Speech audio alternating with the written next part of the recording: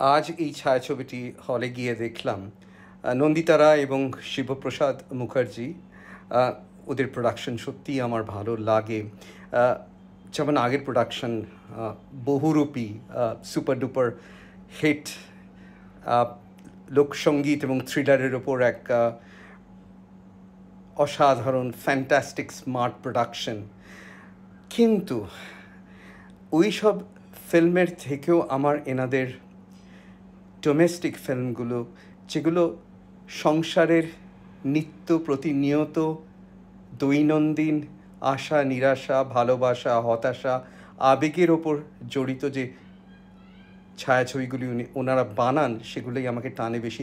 আমি বলতে বাধ্য হব যে আমি ওদের প্রথম দুটি ছবি, রামধনু এবং হামি, মানে আমার দেখা প্রথম দুটি ছবি আমি ওটিটি প্ল্যাটফর্মে দেখি এবং সত্যিকারে আমাকে খুব টেনে নেয়, মুগ্ধ করে। এই ধরনের সাধারণ বিষয়ের ওপর এত সুন্দর মার্জিত অসামান্য ছবি আমার খুবই ভালো লেগেছিল। সেমনি আমার বসের প্রথম বিরতির আগে পর্যন্ত যে আবার সেই সাংসারিক দৈনন্দিন ছোটোখাটো ভাব ভালোবাসা আশা নিরাশা দোলাচল খুবই ভালো, ভীষণভাবেই টানছিল আমাকে। অভিনয় শিবপ্রসাদ, রাখি, সাবিত্রী, অনবদ্য, অন্যান্যরাও যথাযথ সুন্দর অভিনয় করেছেন। আমি অভিনয় নিয়ে আর কি বলবো, একটা দু টাকার সামান্য ডাক্তার। আমার অভিনয় সম্বন্ধে কিছু বলা উচিত না, কিন্তু খুবই চিত্তাকর্ষক লাগছিল। সরস্বতী পুজোর গানটি তো বিশেষভাবে মন টেনে নিয়েছিল। এরপরে এলো দ্বিতীয় ভাগ, যেখানে এনারা সমাজের প্রতি একটি মেসেজ দিতে চাইলেন।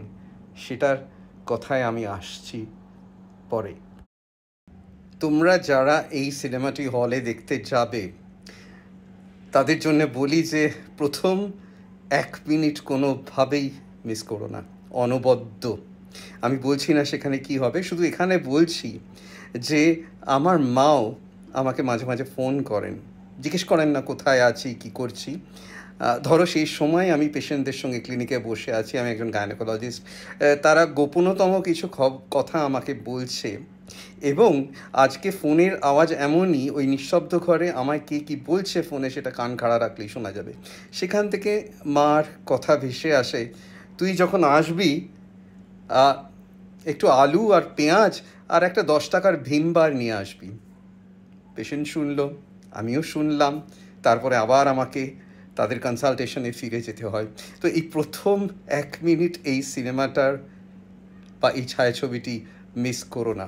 যেটা বলছিলাম, এখানে একটা মেসেজ উনি পাঠাতে চেয়েছেন যে কর্পোরেটদের একটা রেসপন্সিবিলিটি আছে তাদের অধস্তন কর্মচারীদের দেখভালের জন্য। তাদের যদি কোনো তাদের ওপর নির্ভরশীল কোনো আত্মীয় স্বজন বয়স্ক বা বাচ্চা থাকে, তাদের দেখভাল করা, তাহলেই সেই কর্পোরেটের উন্নতি হবেই হবে। এটা স্বপ্নের মতো কথা, এটা এক ধরনের ইউটোপিয়ান চিন্তাধারা। হবে কি হবে না, স্বপ্ন আমরা সবসময় দেখতে পারি এবং সিনেমায় বা ছায়াছবিই আমাদের স্বপ্ন দেখায়, সেই ফ্যান্টাসি জগতে আমরা পৌঁছে যাই। সুতরাং স্বপ্ন দেখতে তো কোনো বাধা নেই। কিন্তু যে কথাটা, যে প্রবলেমটার কথা বলেছে এরা, যে সমস্যাটা আজকাল ঘরে ঘরে আছে, মজা হচ্ছে যেমন ট্যাক্সের ক্ষেত্রে তেমনি এই ক্ষেত্রেও সবচেয়ে বেশি মার খাচ্ছে মধ্যবিত্তরা। বড়লোকদের প্রচুর লোকবল আছে, চাকর বাকর ড্রাইভার চাপরাশি, তারা চলে আসবে কোনো বিপদ হলে, রাশি রাশি কাজ ভাগ বাটোয়ারা করে তাদের মধ্যে দিয়ে দেওয়া যাবে। আর যারা একটু নিম্নবিত্তের মানুষ, তারা দলে দলে, তাদের লোকবল চিরকালই সাংঘাতিক, দলে দলে চলে আসতে পারে হাসপাতালে, কাতারে কাতারে আসতে পারে এবং একটু গড়বড় হলে তারা অনেক কিছু আইনও হাতে নিয়ে নেয়, সেটা আমার নিজের চোখে দেখা। সুতরাং তাদের লোকবল আছে। মাঝখানে পড়ে গেছে মধ্যবিত্ত, যাদের সেইভাবে অর্থবল নেই, আবার সেইভাবে লোকবলও মোটেই নেই। তাদের চাপ সাংঘাতিক। আমি তো পেশেন্টদের মাঝে মাঝে বলি, এই আল্ট্রাসাউন্ডটা করিয়ে আনবেন, এটা ওখানে করিয়ে আনবেন, সেটা ওখানে করিয়ে আনবেন। কিন্তু আমি জানি না, অনেক সময় এসে বলে বাবা খুব অসুস্থ, মা খুব অসুস্থ, বাচ্চাটার এই হয়েছে, বাচ্চাটার একটা ডায়াগনোসিস হয়েছে, কার্ডিয়াক সার্জারি হবে। আমরা ভেবেও দেখি না, বলে দিচ্ছি তার সে কতটা চাপ নিয়ে রোজ আমাকে দেখাতে আসে, কাজের ক্ষেত্রেও তাকে রোজ যেতে হচ্ছে এই চাপ নিয়ে। এখানে আমি আমার এক্সাম্পল দিচ্ছি, আমি একমাত্র ছেলে। একমাত্র ছেলেদের এই অসুবিধাটা আরও বেশি যখন মা বাবার বয়স হয় এবং তারা একা থাকতে শুরু করে।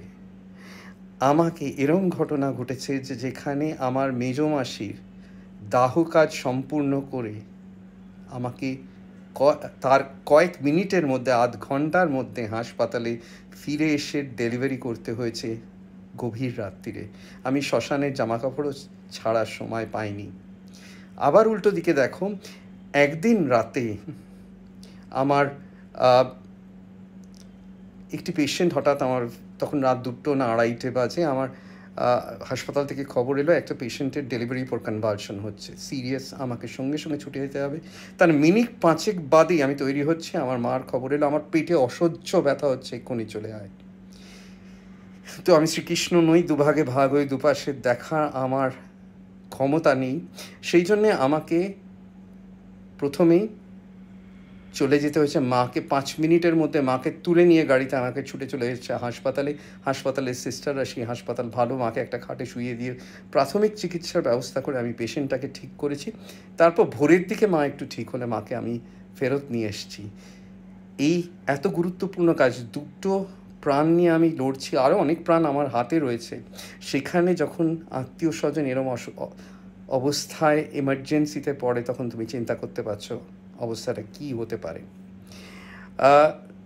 এখানে একটা কথা বলছি খুব দুঃখের সঙ্গেই, আমারই এক বন্ধু, যে আমার স্কুলবেলার বন্ধু, সেও গাইনোকোলজিস্ট, সেও নাম করা গাইনোকোলজিস্ট, সে এই কথা শুনে বলেছিল, রাহুল এসব মা ফাঁকে দেখবি না, তখন মার যা হয় হবে, পেশেন্টটাকে ঠিক করো, যদি না করো তাহলে ভাঙচুর হবে, অশান্তি হবে, প্রচণ্ড গোলযোগ হবে, টেলিভিশনে তোমার নাম ছড়িয়ে পড়বে, মামলা হবে, মা মারা গেলে তো এগুলো হবে না। খুবই দুঃখদায়ক এই উক্তি, এবং কথাটার মধ্যে কিন্তু অনেক সত্যতা লুকিয়ে আছে। হ্যাঁ, তো এই যে অসুবিধা আমাদের, যারা এই কাজ করছি, যাদের সঙ্গে তার সঙ্গে কোনো ডিপেন্ডেন্ট মানুষ, অসুস্থ মানুষ বাড়িতে আছে, এই সমস্যাটাই এই সিনেমা তুলে ধরেছে। এবং আমি তোমায় আরেকটু এগিয়ে বলি, এই ধরনের ভালনারেবল বয়স্ক মানুষদের প্রতি কিন্তু অ্যাটাকও শুরু হয়েছে, ক্রিমিনাল, তারা একা থাকে এবং তাদের ওপর চুরি, ডাকাতি, খুন খারাপিও শুরু হয়েছে। আমরা এখানে কাগজে দেখছি। আমি যখন 1990s ইংল্যান্ডে যাই, তখনই দেখতাম এরম একা মানুষদের ওপর, বয়স্ক মানুষদের মধ্যে অ্যাটাক হচ্ছে, ক্রিমিনাল অ্যাটাক হচ্ছে, লুটতরাজ হচ্ছে। আর এর থেকেও খারাপ কন্ডিশন জাপানে। আমি পড়েছিলাম জাপানে ওরা দীর্ঘায়ু হয়, 90, 100, 110 বছর বেঁচে যায় সেখানে, এবং ওখানে চাকরির জগৎ, কেরিয়ারের জগৎ আরও সাংঘাতিক কম্পিটিটিভ, এবং সেখানে ছেলে মেয়েকেই দেখাশোনা করতে গিয়ে তাদের এতটাই মানসিক চাপে পড়ে যায়, এতটাই চাপে পড়ে যায় যে তারা সাংঘাতিক পথ অবলম্বন করছে। তারা এমনকি সে বৃদ্ধ মা বাবাকে খুন করে নিজে আত্মহননের পথ বেছে নিচ্ছে। এটা একটা সাংঘাতিক সমস্যা। যত বৃদ্ধ মানুষ বাড়বে তত এই সমস্যা বাড়বে, এবং আজকে বেঁচে থাকার বয়স ধীরে ধীরে বাড়ছে। এবং এই সমস্যার যেটা উনি এনারা দেখিয়েছেন, সত্যি ভেবে দেখার। আমরা শুধু স্বপ্নই দেখতে পারি, কর্পোরেট জগৎ যদিও সে কোনো দিন হাত বাড়িয়ে দেয়, সে তো স্বর্গের মতন ব্যাপার হবে।